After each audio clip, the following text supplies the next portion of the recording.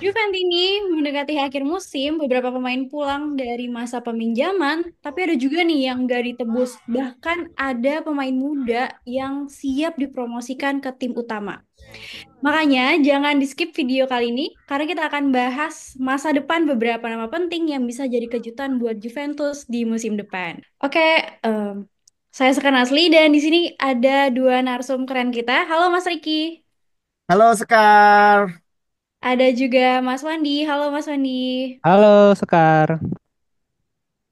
Oke, nah terima kasih sudah hadir dua narsum kali ini.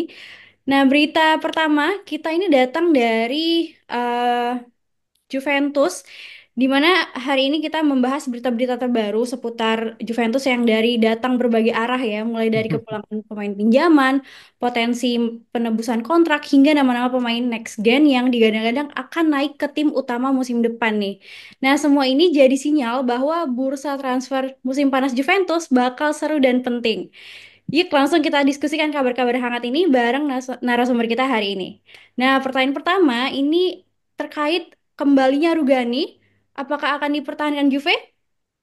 Nah, Rugani, yaitu Daniel Rugani ini, masa peminjamannya ternyata sudah resmi berakhir ya di Ajax gitu ya. Dan menurut laporan dari jurnalis Mirko Di Natale, Juventus dikabarkan ingin mempertahankan Rugani di skuad utama nih, bahkan hingga usai Piala Dunia antar klub. Nah, selama di Ajax, Rugani ini mencatatkan 26 penampilan dan 15 kali sebagai starter ya. Sebuah angka yang menandakan kepercayaan cukup besar dari tim Belanda tersebut. Pertanyaannya nih kepada para narasumber kita hari ini, gimana menurut narasumber soal keputusan Juventus untuk tetap bersama Rugani? Kita mulai dari Mas Ricky, silakan Mas. Oke, Daniel Rugani ya. Jadi gini, awal-awal Rugani pindah, sebenarnya gue juga salah satu yang menyuarakan dengan keras ya bahwa gue nggak setuju kalau dia pindah dari Juventus gitu. Sekarang pertama, Mhm. memang udah masuk usia 30 ya, dia udah masuk kepala tiga, tapi awal dia pindah dari Juve, dia belum kepala tiga kan. Ada Hmm. sekitar 27, 28-an lah ya waktu dia pindah dari Juve gitu. Dan menurut gua dengan adanya Rugani saat itu, gue merasa Juventus di lini belakang sedikit, bukan sedikit sih, lebih merasa lebih aman gitu ya. Kenapa? Karena nggak tahu kenapa tiap kali Rugani main gitu ya, tiap kali ada yang absen dan Rugani yang menggantikan gitu, gue merasa kayaknya kayak oke, ini orang-orang yang tepat gitu ya. Dia kayak the right man in the right place gitu. Gue merasa kayak sulit untuk menemukan pemain yang sabar menanti kapan dia bisa bermain di bangku cadangan, dan saat dia bermain dia bisa mengeluarkan semua yang memang dia punya gitu ya, semua yang memang bisa membuat lini belakang terasa aman gitu. Memang di sepak bola modern zaman sekarang gue juga menilai bahwa nggak cuma soal em, apa namanya, sorry, di sepak bola zaman sekarang gue merasa bahwa memang atribut-atribut dari seorang back memang lebih lebih banyak ya. Sekarang ya mungkin butuh yang kekar gitu ya, yang posturnya bagus, atau yang tacklingnya juga banyak gitu ya, interceptnya keren, oke gitu. Tapi gue menilai mungkin Rugani memang nggak memiliki semua itu gitu, tapi gue merasa bahwa Rugani memiliki banyak hal yang juga penting dari sisi seorang back gitu ya. Dia memiliki bagaimana cara dia melihat organisasi lini belakang gitu ya, ketenangan dalam mengantisipasi penyerang-penyerang lawan gitu, dan kekompakannya bersama para para back Juventus yang lain itu menjadi salah satu nilai plus ya dari seorang Daniel Rugani gitu.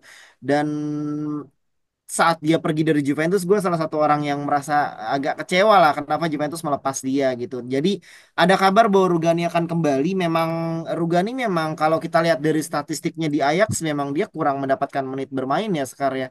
Dia hanya bermain sebanyak 15 pertandingan di era divisi, dan hanya 22% sebagai 11 pemain utama gitu. Jadi sebenarnya dia bukan pilihan utama juga di Ajax Amsterdam gitu. Dan mungkin mungkin karena memang umurnya kali ya, umurnya gitu. Tapi gue merasa jika dia kembali ke Juventus, dan kita saat ini kita memiliki Bremer, Gatti, dan juga Kalulu. Ya, kalau Vega cabut nggak tahu ya. Kalau misalnya Vega stay, berarti kan kita punya 4 center back saat ini kan gitu ya. Dengan adanya kembalinya Rugani, kembalinya lagi berduet lagi bersama Gatti atau Bremer, gue merasa kayaknya dia orang yang tepat deh gitu ya. Sulit untuk menemukan back dengan intensitas dan juga gaya bermain yang tenang seperti Rugani sih. Gitu Sekar. Jadi mungkin ini right choice lah ya buat Juventus ya kayaknya kalau misalnya mau balikin Rugani, gue sih setuju-setuju aja sih. Tuh. Oke, berarti sentimen positif ya dari Mas Riki. Ya, ya positif. Nah, kalau sebenarnya kalau kita lihat dari usia kan sebenarnya udah masuk kepala tiga nih ya Ya, Mas ya. Riki ini. Masih Mm-mm. cocok nggak sih jadi bagian tim atau entah sebagai starter atau backup? Mungkin Oh Mas. ya. Oke, mungkin backup kali ya, Scar ya. Dia back, dia akan tetap menjadi backup seperti yang sudah selama ini dia rasakan di Juventus gitu ya. Tapi dia backup super lah buat gue ya.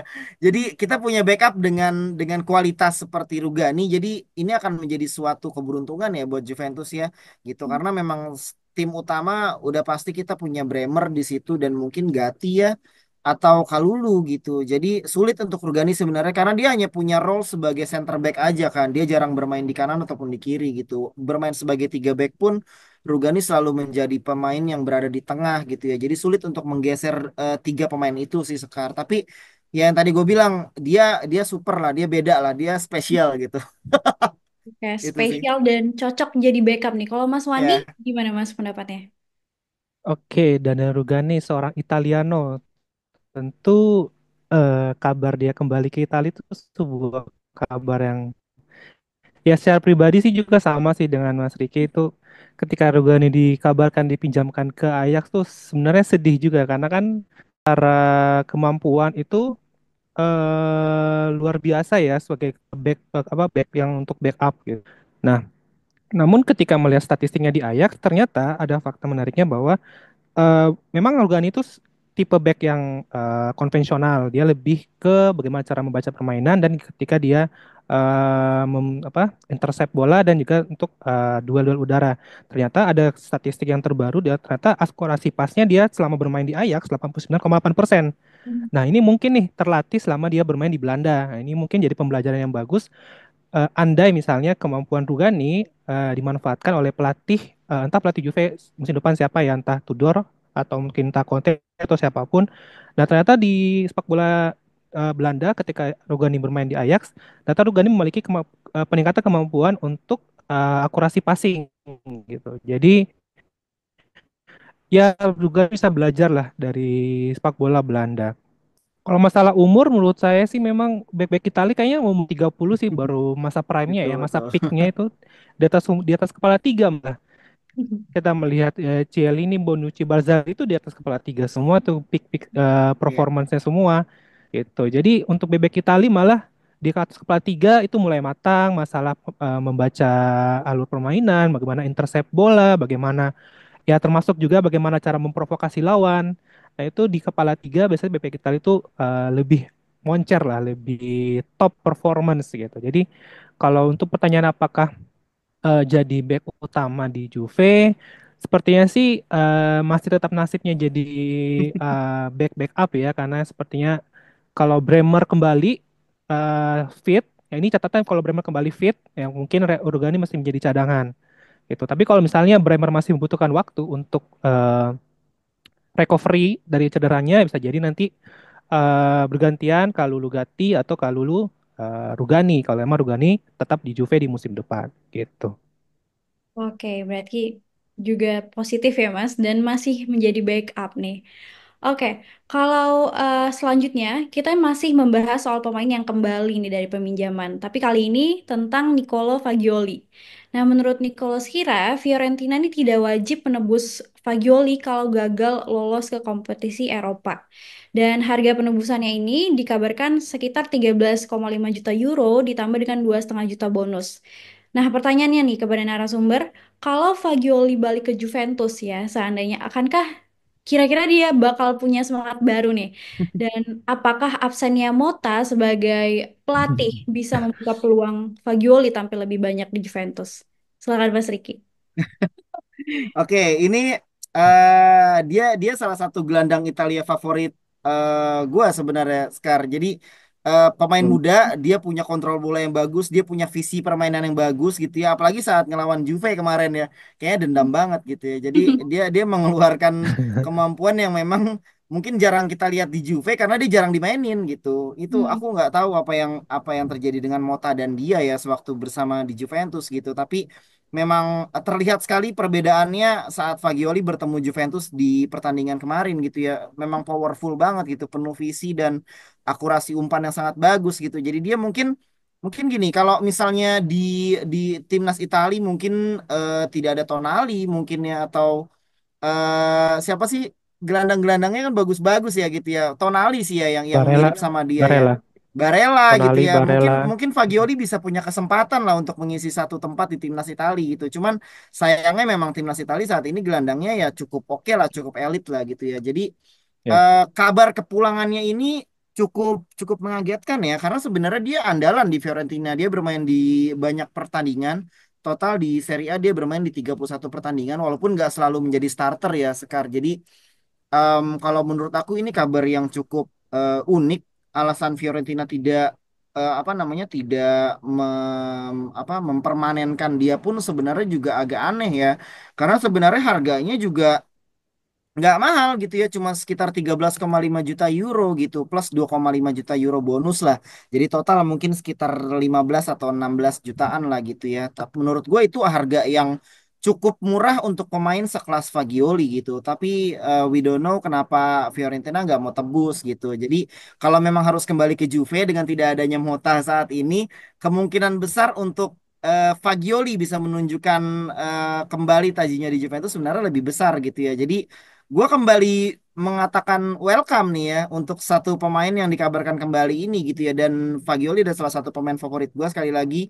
Jadi kalau misalnya dia kembali lagi, gue berharap pelatih Juventus selanjutnya atau mungkin Tudor atau Hmm. mungkin Conte atau siapapun yang melatih Juventus nanti bisa memberikan banyak kesempatan bermain lah untuk pemain ini gitu. Karena dia punya talenta, dia punya skill, dan dia punya punya apa namanya, dia punya gimana ya kata-katanya ya, dia punya kayak punya Potensi. eh apa namanya, gue bisa melihat kayaknya anak ini bisa aura. menjadi pemain gitu ya, bisa menjadi pemain besar gitu di masa depan gitu ya. Jadi gue berharap banyak sama Nicolo Fagioli, apalagi dia Italiano juga. Dan kita kita selalu suka pemain-pemain Juventus yang diisi dengan banyak Italiano gitu ya, kembali ke marwahnya sebagai Juvetalia ya kan. Juventus ada tim yang selalu memberikan banyak pemain Italia di timnas Italia. Jadi Hmm. itu sih Sekar, dan aku sangat setuju sih kenapa Fagioli harus, kalau misalnya dia sampai kembali ke Juventus, itu sih. Oke, tapi ada harapan besar gitu ya dari Mas Riki supaya tetap Iya, dimainkan, main kan ya, dipergunakan dimainkan, dengan baik. Oke, betul. kalau dari Mas Wandi gimana Mas pendapatnya tentang baliknya Fagioli? Aduh, itu kabar yang sangat ini ya, sama ya, kabar yang sangat angin segar sih sebenarnya. Walaupun memang ini menurut infonya kan ini sebenarnya harganya udah deal dengan Fiorentina. Tinggal apakah Fiorentina yang memegang kunci nih, apakah Fiorentina akan exercise dari nilai kontrak tersebut atau enggak gitu. Tapi Hmm. kalau misalnya tidak di exercise oleh Fiorentina, tentu Fagioli akan kembali ke Juventus. Nah, Fagioli ada tipe-tipe pemain tengah yang flamboyan ya, mirip-mirip Pirlo juga, Yes. mempunyai visi yang baik, ketenangan dalam bermain, kadang juga suka mundur ke belakang juga memberikan intercept bola, kemudian segera long passing ke depan. Dan ini kalau misalnya kembali ke Juve sih sebenarnya emang kembali tergantung kepada pelatih Juve di musim Depan. depan siapa ya. Tapi yang pasti kita tahu Fagioli adalah seorang Juventino sejati, berada dari tim junior Juve sejak kecil, seorang Italiano. Kita juga sudah melihat bagaimana komentar perpisahannya ketika dipinjam ke Fiorentina, dan sepertinya memang dia cocok untuk pelatih-pelatih yang tipikal keras ya, yang kayak ya seperti Tudor atau Conte yang memang memiliki mampu menjadi seorang mentor ya. Kalau menurut saya sih kalau kayak Montego Mota tuh lebih ke arah memang benar-benar antara profesional coach dengan pemain. Tapi kalau misalnya Conte atau Tudor itu mungkin ada sesama Juventino sama alumni Juve, bahwa itu seperti mentor atau seperti bapak ke anak gitu. Dan menurut saya itu memang Fagioli ketika menemukan pelatihan tepat, dia bisa menjadi permata nih di lini tengah Juventus gitu. ini dia hidden gem tapi kurang diasah aja sebenarnya. Iya betul. Ya. Kurang diasah oleh pelatihan tepat Iya, gitu. Padahal setuju. talentanya luar biasa. Pemain pemain terbaik di Serie B ya waktu itu ya. Ya. Pemain terbaik Serie B, kemudian di Juve juga beberapa kali membuat keajaiban juga. Jadi ya ketika dia digunakan kembali ke Juventus, mudah-mudahan pelatih Juventus musim depan dapat mempergunakan atau memainkan Fagioli sesuai dengan talenta yang dimiliki gitu. Oke, thank you Mas. Kalau tadi kita udah ngomongin pemain yang pulang gitu ya ke Juventus, sekarang kita ngomongin pemain yang udah dipastikan gak dipertahankan ya, alias akan pergi gitu. Nah, kali ini ada Chico Conceição akan kembali ke Porto karena Juventus ternyata tidak mengaktifkan klausul pembelian 30 juta euronya. Padahal kalau dari riwayat mainnya, Chico ini sempat mencetak gol penting di Liga Champions lawan Leipzig, salah satu momen yang bisa dibilang paling dikenang gitu ya. Nah, pertanyaannya nih, gimana narasumber melihat keputusan Juventus melepas Chico? Apakah kontribusinya ini cukup untuk diberi kesempatan lagi, atau memang udah sepantasnya dilepas? Kita kali ini ke Mas Wandi, silakan Mas. Oke, Chico ya, Chico pemain yang hebat, pemain yang ngotot sih juga sebenarnya sih. Setiap dia bermain dia tidak pernah memperlihatkan malas sih. Dia lebih pemain Hmm. yang ngotot, mampu mengejar bola, badannya kecil tapi dia mampu berani untuk beradu dengan pemain yang lebih besar. Cuma satu kekurangannya Chico adalah hanya memiliki satu posisi saja gitu. Hmm. Hanya posisi dia hanya berada di sayap kanan, tidak memiliki apa ya kemampuan ataupun eh, skill-skill yang lebih dibutuhkan untuk beradaptasi di berbagai posisi. Seperti kita ketahui, dunia sepak bola modern sekarang itu membutuhkan banyak pemain-pemain yang mampu adaptif di berbagai kondisi, bahkan dalam satu pertandingan, ketika berubah formasi, pemain tersebut dapat mampu beradaptasi dengan sistem permainan yang baru. Nah, sayangnya ketika Chico masuk dari starter ataupun sebagai pemain berganti, eh, tipikal pemain Chico tuh sama aja. Dia adalah pemain sayap kanan, kemudian tiba-tiba cut inside ke dalam kotak penalti, ataupun ketika dia tidak cut inside ke kotak penalti, dia kemudian berada di luar kotak penalti, kemudian shoot dengan kaki kiri. Itu tipikal yang gampang ditebak. Tapi ada satu pemain sebenarnya yang seperti itu, seperti Arjen Robben. Nah, itu sebenarnya Iya. dari Bayern Munchen itu sebenarnya tipikal pemain yang sama. Namun Arjen Robben pemain kelas dunia. Walaupun sudah ketahuan cara mainnya gimana, tetap aja umpannya bagus, gol juga tercipta dari tendangan-tendangannya gitu. Nah, Chico mungkin karena masih muda, jadi memang belum banyak pengalaman dan juga harusnya untuk apakah dia merupakan sebuah kerugian bagi Juve ketika tidak dipermanenkan untuk bermain di Juve? Menurut saya kalau untuk loan sih masih mungkin ya, masih mungkin. Tapi kembali untuk siapa pelatih Juve musim depan. Kalau Tudor menurut pribadi saya itu agak susah karena memang Tudor formasinya tidak mementingkan tidak mengakomodasi untuk permainan sayap. Walaupun pertandingan terakhir lawan Udinese bermain formasi 4-4-2 tuh Chico terlihat sangat baik permainannya, namun kembali kalau misalnya pemain masih Tudor, tentu Chico mungkin tidak akan terpakai lebih lebih sering, ataupun Conte juga mungkin akan lebih jarang juga karena Conte formasinya 3-5-2, jadi tidak terlalu berfungsi Chico untuk di formasi pelatih Juve musim depan. Tapi tergantung pelatih kembali sih, gitu. Oke, pendapat Mas Riki, silakan Mas. Iya, gini, ini agak-agak gambling sebenarnya sekarang. Kenapa? Karena aku salah satu orang yang suka dengan Francisco Conceição gitu. Jujur aja ya. Kayak gini, eh kita kalau main bola pasti pengen larinya kenceng, pengen jago gocek, ya kan? Nah, aku melihat itu di diri seorang Francisco Conceição gitu. Jadi dulu gue pernah pas di Suara Juventus ini juga pernah ngomong kayak Conceição itu sekarang adalah the most entertain player gitu ya di Juventus ya. Kayaknya kalau kalau ngelihat Conceição tuh Oh. entertain banget gitu. Dia memang memang monoton sebenarnya kalau kita lihat ya, nyisir kanan, gocek Hmm. satu pemain, cut inside, kalau nggak dia ngelepas umpan, kalau nggak dia shooting gitu. Cuman itu doang yang dia bisa lakuin gitu. Tapi anehnya banyak back yang kena sama dia gitu kan, ya kan. Jadi cukup entertain gitu dan gue suka gimana cara cara Conceição melakukan penetrasi ke dalam pertahanan lawan gitu. Jadi ini agak gambling sebenarnya. Di sisi lain agak kurang setuju sebenarnya dengan yang tadi Mas Wandi omongin karena kenapa di era Tudor justru gue melihat Chico Conceição itu justru lebih kepake sekarang gitu karena Tudor itu kan dia menggunakan 4-2-3-1 ya berbeda dengan Thiago Motta gitu. Di Thiago Motta dia memang gak mengandalkan sayap gitu. Dia mengandalkan lini tengah yang dalam gitu, kedalaman lini tengah. Tapi di eranya Tudor 4-2-3-1 even di beberapa pertandingan terakhir kemarin kan Chico selalu menjadi starter kan gitu. 4-2-3-1 itu Chico bisa kepake banget gitu karena kalau misalnya di menurut gue ya ini pendapat pribadi gue ya kalau misalnya dia dilatih dengan pelatih yang tepat gitu ya mungkin ya ala-ala Pep Guardiola lah atau ya mungkin Conte Hmm, ya gitu ya dia bisa jadi pemain yang mirip dengan Bernardo Silva sih kalau gue sih gue betul. melihat sosok Bernardo Silva muda tuh di Francisco Ya Conceição kayak gitu Chico ya sih. memang iya memang ya gocek-gocek banyak gocek-gocek gitu tapi semakin ke sini kan Bernardo kan semakin dalam mainnya gitu semakin intens dia banyak mengirim umpan banyak umpan terobosan gitu tapi ya ya pemain muda lah Sekar biasa lah Iya.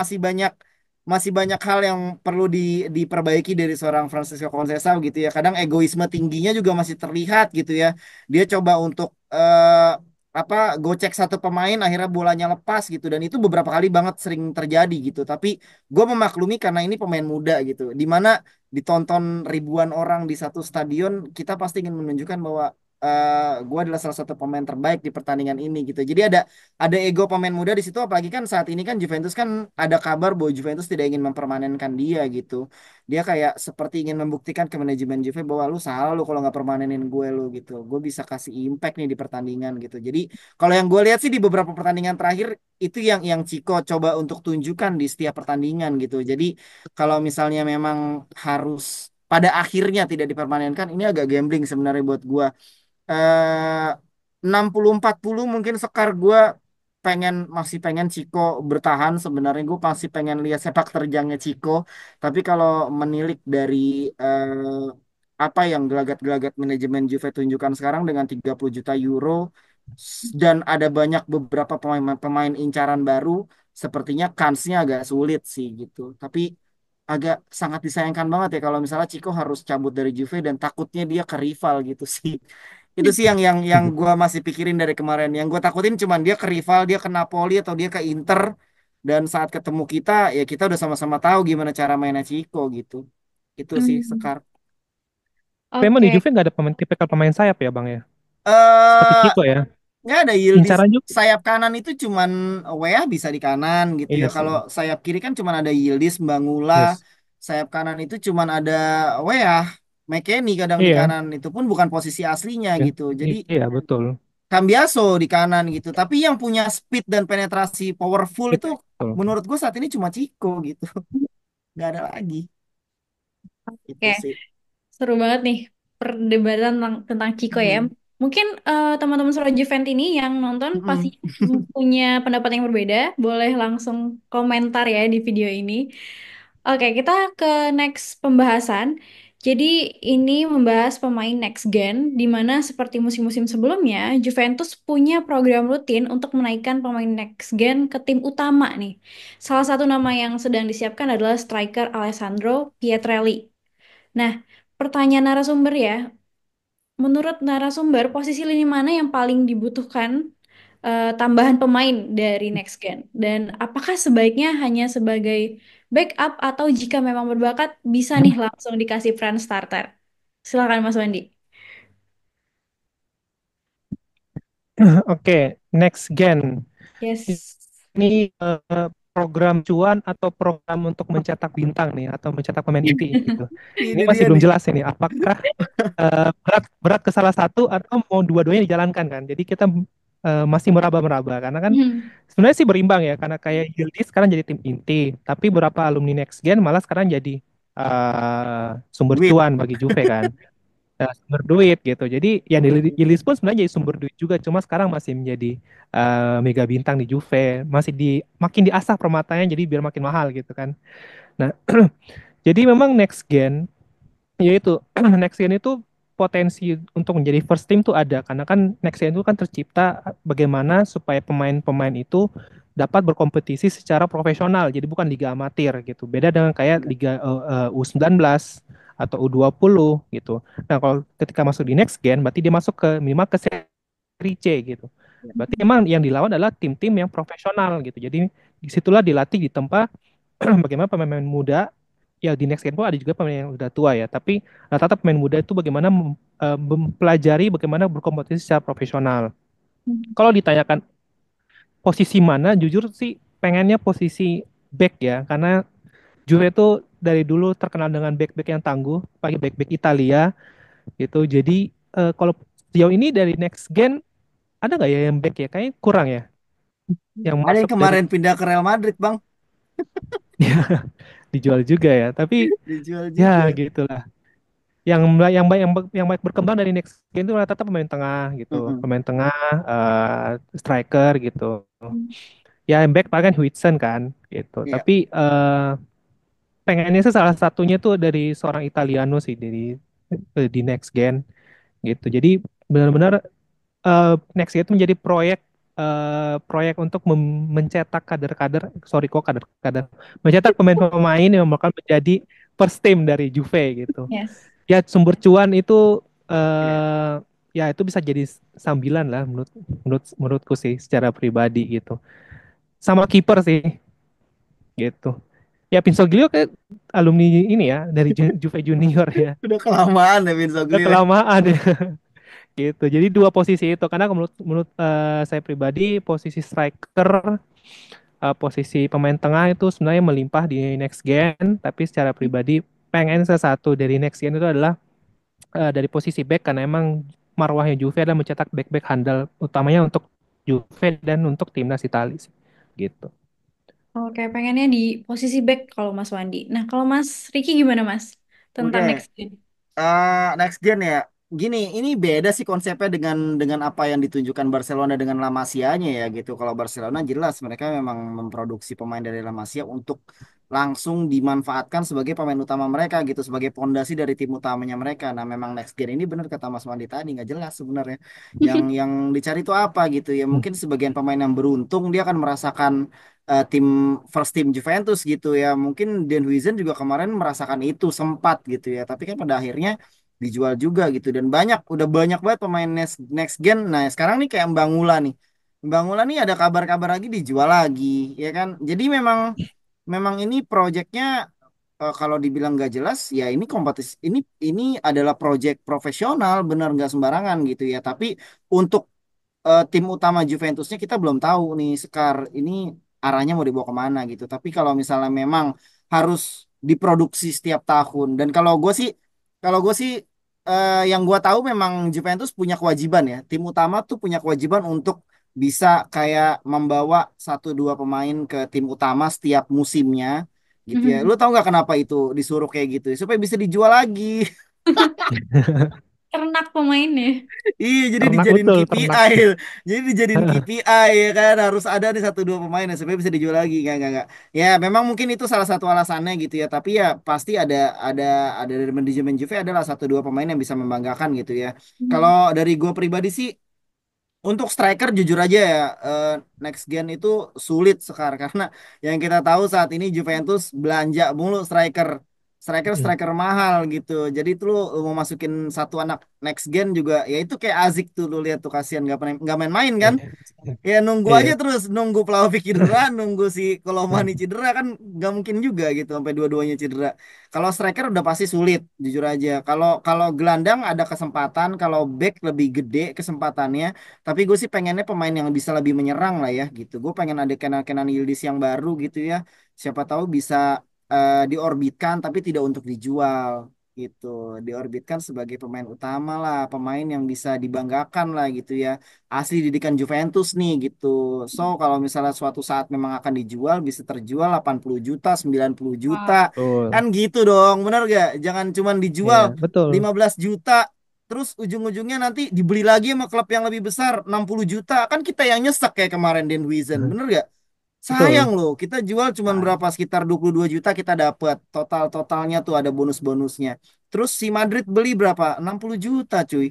Kan kita yang nyesek di sini sebagai Juventini kan. Kayak ya gitu aja. Jadi maksud gua ya cetaklah pemain baru gitu ya dari next gen, tapi jangan untuk dijual. Cobalah dibimbing gitu, dibina dengan bagus gitu ya. Jadikan seperti Lamine Yamal di Barcelona, Lionel Messi di Barcelona gitu. Kayak kadang gua iri lah ngelihat La Masia gitu. Karena tim utama Barcelona justru sekarang di bukan sekarang ya, dari zaman dulu itu dibentuk dari pemain-pemain yang memang berada dari akademinya dia gitu ya kan. Xavi, Iniesta, Messi, Busquets, Jordi Alba itu kan dari La Masia, dia memenangkan Liga Champion loh itu. Bangga loh itu ya nggak sih? Ya gue pengennya suatu saat Juve bisa seperti itu sih sekarang gitu. Oke, kita juga semuanya tentu berharap ya Juventus bisa memperkuat akademisnya gitu ya, akademi Ya, pemainnya daripada hanya jual, didik, jual gitu ya Mas, demi untuk iya. ya. memperkuat tim. Oke, nah itu dia teman-teman Suara Juventus ini rangkuman berita hangat seputar pemain yang datang dan pergi di Juventus gitu ya. Ada yang layak dipertahankan, ada juga yang harus dilepas. Semua kembali ke strategi besar Juventus di masa depan. Nah, jangan lupa like, subscribe, dan join membership Suara Juventus ini. Dan pastinya komen-komen pendapat kalian ya tentang pembahasan-pembahasan kita tadi. Terima kasih sudah menonton dari awal sampai akhir. Terima kasih kepada narasumber kita hari ini. Kita akhiri, Vino alla fine. Forza Forza Juve! Forza Juve. Juve!